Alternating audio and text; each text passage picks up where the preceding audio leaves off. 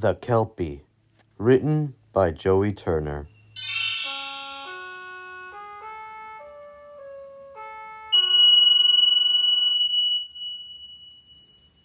The Kelpie, written by Joey Turner, story edited by Chase Thede. It was almost Lord Callan's birthday. To celebrate, he planned a special festival at Callan Castle. There would be food, games, and a carousel ride. And even horse rides for all the children. For several days, Sir Topham Hatt's engines brought special decorations and equipment for the big celebration.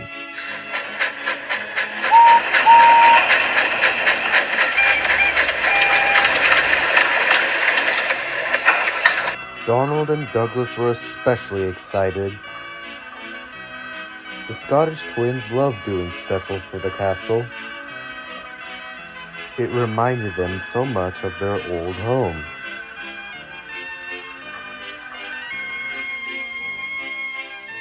On the morning before the party, the twins were taking on coal at the station before taking their next trains to the castle. Percy huffed in.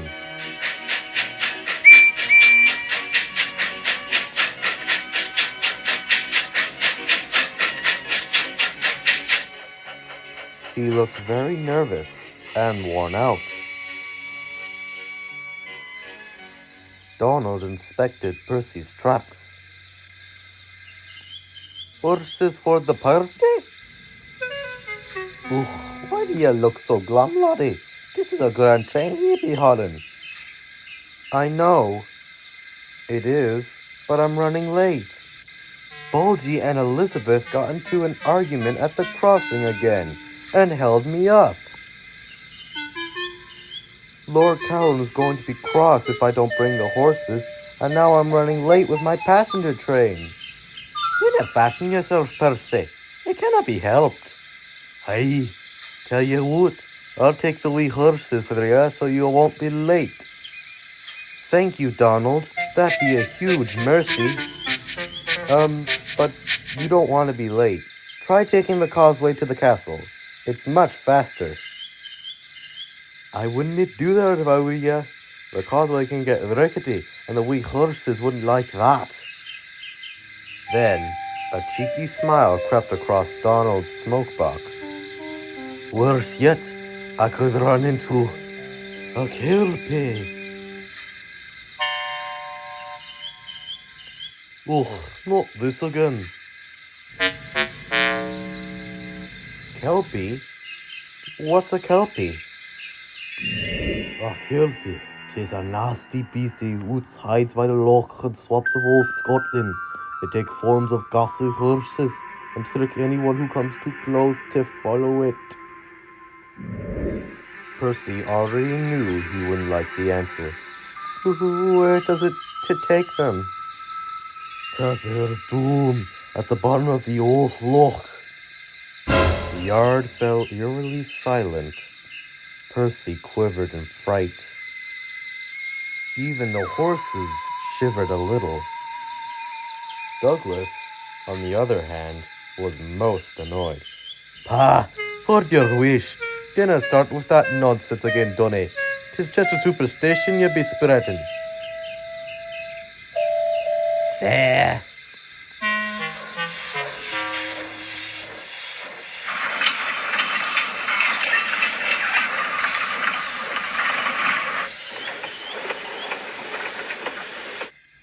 So, are there really ghostly horses near the castle? Did a fuss about the Kelpie's lodge? Haven't you seen one around here yet? I like to give Doogie a good scare about it now and then. Why? 'Cause back in our old life, Doogie was sure there were Kelpies near the lakes, but he sat there for hours wanting to see one. But one night, my driver and fireman dressed up as a horse. I gave him a proper fright. Donald laughed so hard his dome rattled. Poor Doogie didn't come out of his shit for days. Percy felt bad for Douglas, but he couldn't help snickering himself. The horses didn't find this funny at all. Ghastly horses indeed, they snorted to themselves. Not too long after, Donald met Douglas at the castle with his own goods train and Percy's horses. Douglas was still in a bad mood, and Donald was trying to apologize. Oh, come on, Dougie. Don't take it personally. I was just having a laugh. There. Glad one of us, didn't like that story. Oh, it's embarrassing. I made a puckle head out of myself looking for a dafty Kelpies. Oh, twice just a bit of fun. Anyways, you got me back, didn't you? Remember when you had your driver plant me tender like an Easter egg? At that, Douglas had to smile. I remember that. The only thing brighter than your tender was your face when you saw it.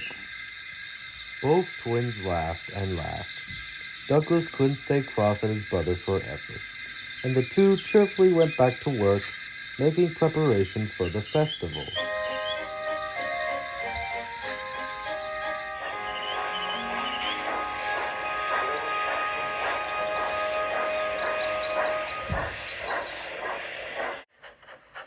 Later that day, Douglas had to return to the station to collect more supplies.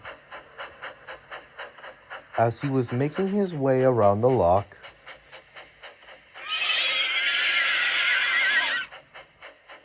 did you hear that? Hear what? Can't hear anything, old boy. Everyone listened for the strange neighing, but the only sounds they could hear were the lock settling and a bird chirping in the distance. Dooney and his dafty stories. Now he's got me hearing things.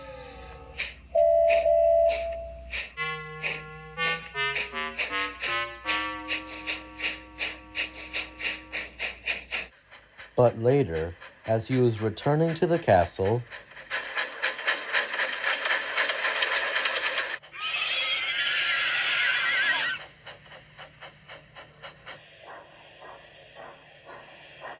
now I'm hearing things.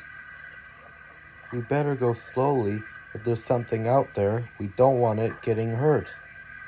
Unless it's to get us first if we want him.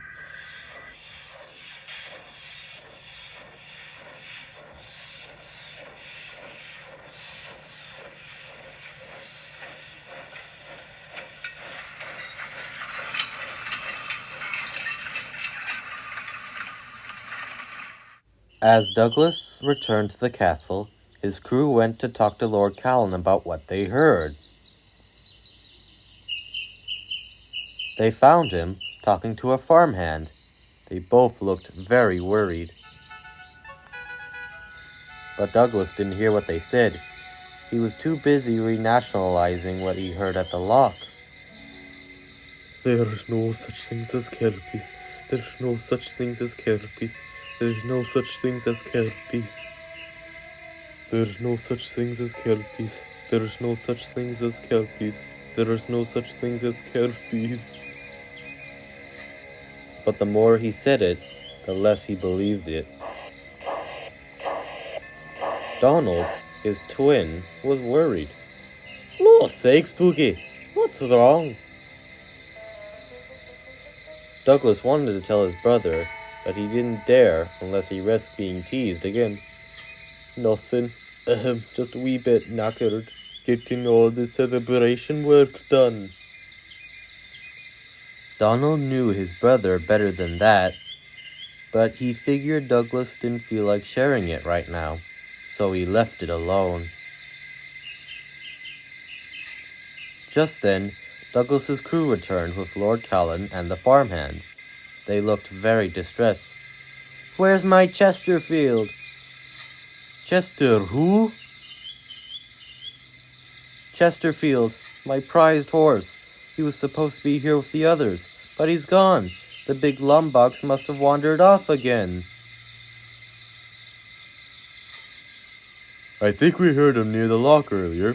If we see him, we'll try to bring him back. I hope the wee horse was all we heard.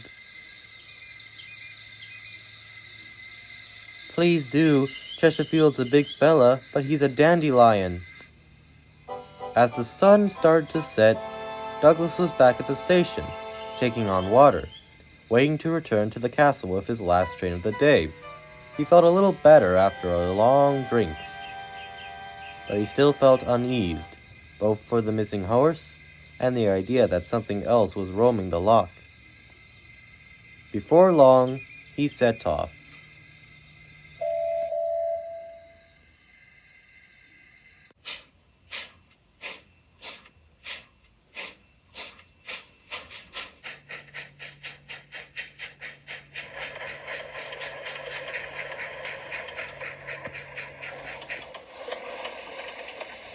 The mists were beginning to rise from the loch. Ordinarily, Douglas liked watching the mist rise, but tonight he just wanted to return to his shed until the sun came out. Cautiously, he looked along the banks, but couldn't see anything out of place.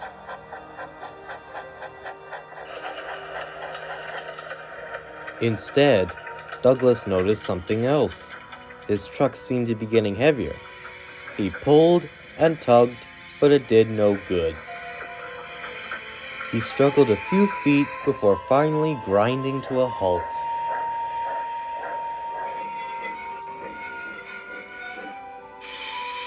His driver and fireman looked him over.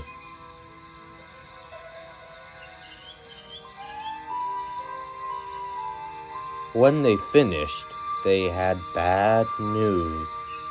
Your brakes have jammed, old boy. I'm afraid we're stuck. Oh, that's grand. Anything else want to go wrong tonight? We'll just have to walk back to the castle for help. Douglas, you'll have to stay here in case anyone comes by. By myself? But what about the Kelpies? The driver and fireman stared. Then they laughed. Not this again. Don't worry, Douglas. If there are any Kelpies, I'll doubt that they tried to take a big, strong engine like you to the lake. Douglas was speechless. But if they come for us, it's been nice working with you, old boy. He watched as his driver and fireman strolled along the line towards the castle.